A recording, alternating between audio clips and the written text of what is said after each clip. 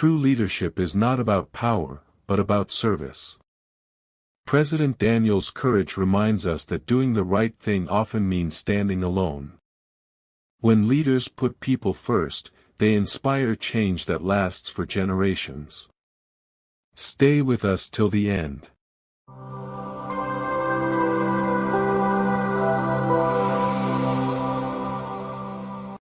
President Daniel Reyes sat alone in the Oval Office long after midnight, the glow of his desk lamp casting deep shadows on the room's walls.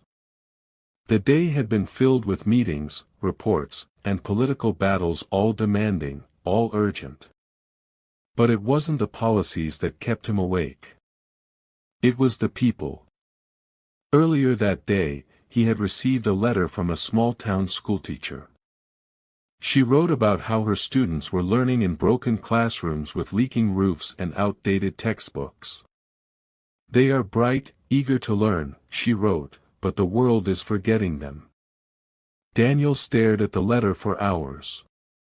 He wasn't just a politician, he had promised to be a leader for every citizen, not just the powerful or the loud. But he also knew the reality: budgets were tight, and his cabinet was urging him to prioritize projects that would win votes, not fix forgotten schools. He leaned back in his chair and closed his eyes. He remembered his own childhood in a struggling neighborhood, where his mother worked 2 jobs to keep him in school. He knew what it felt like to be overlooked, to feel invisible. That night, Daniel made a decision.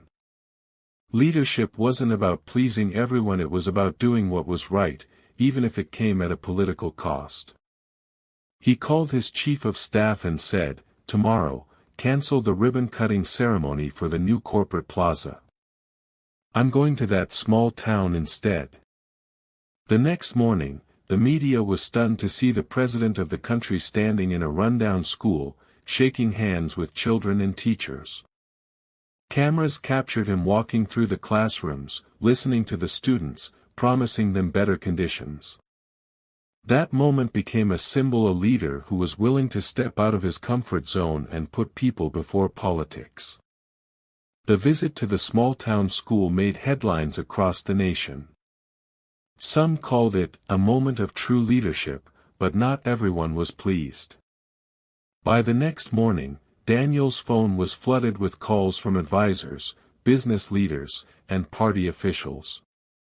"Mr. President," his chief of staff said cautiously, "the decision to cancel the corporate plaza ribbon-cutting has upset several influential donors.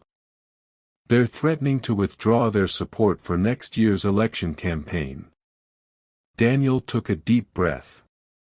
He had expected this reaction, but hearing it aloud made the stakes feel heavier. Later that afternoon, a heated cabinet meeting was called.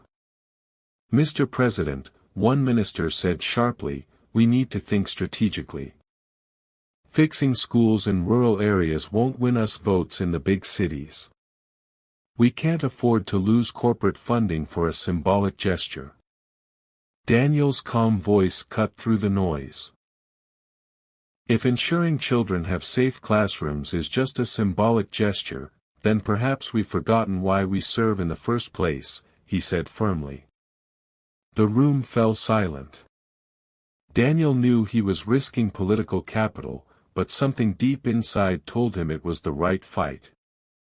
That evening, as he walked through the White House garden, Daniel thought about the criticism.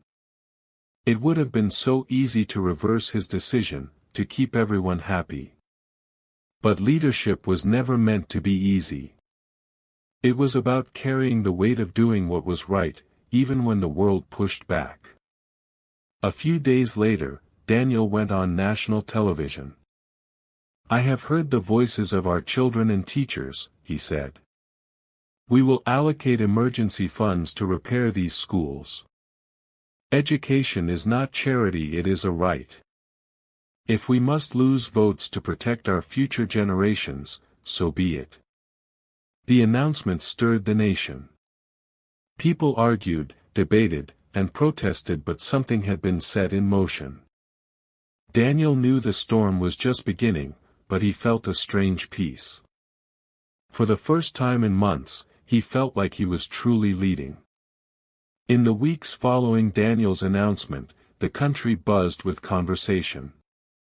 News channels debated his decision, social media exploded with arguments, and critics called him reckless. But something unexpected began to happen. Ordinary citizens started sharing photos of their children studying in crumbling classrooms, using the hashtag #FixOurSchools. Teachers from rural areas posted heartfelt messages thanking the president for listening to voices that had long been ignored. Volunteers began raising money to buy books, paint classrooms, and even repair roofs in their communities. What started as a controversial decision was quickly turning into a national movement. One afternoon, Daniel received a video message from a group of students in the very town he had visited. They stood in their patched-up classroom holding handmade signs that read, "Thank you, Mr. President." The youngest girl, no more than 7 years old, said softly, "Now we can study without getting wet when it rains." Daniel's eyes stung with tears. He turned to his team and said, "This is why we lead." Even his harshest critics began to soften. A well-known business magnate who had initially criticized Daniel's decision publicly pledged funds to rebuild 5 rural schools. More companies followed. Soon, a wave of corporate social responsibility programs swept across the country, turning the president's vision into a national priority.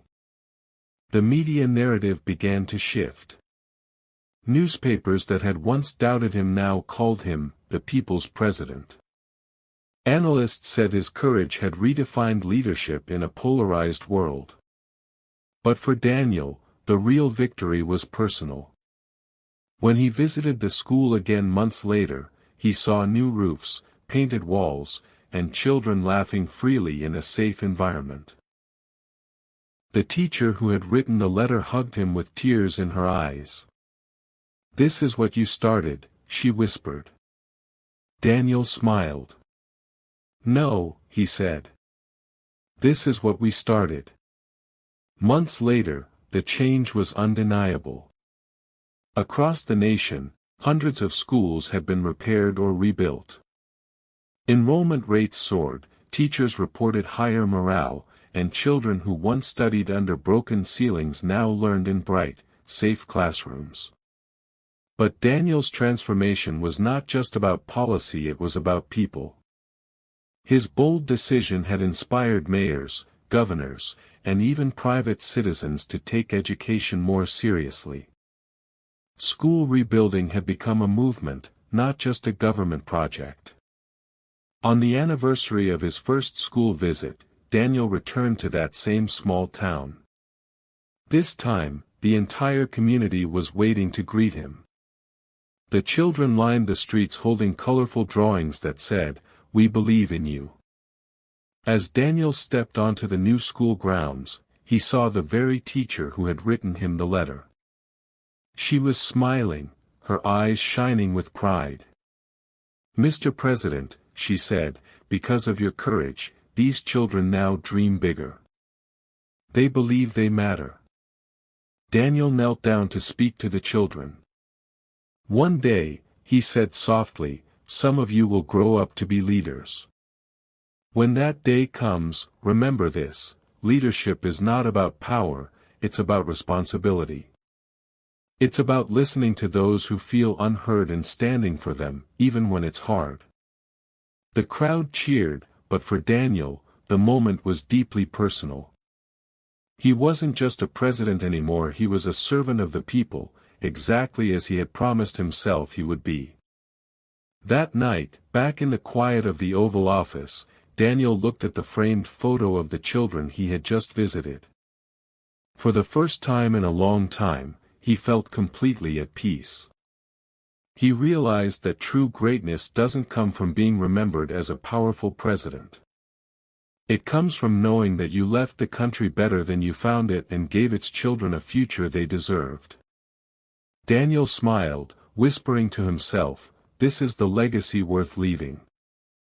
Thanks for watching. If you enjoyed this video, be sure to subscribe for more motivational videos.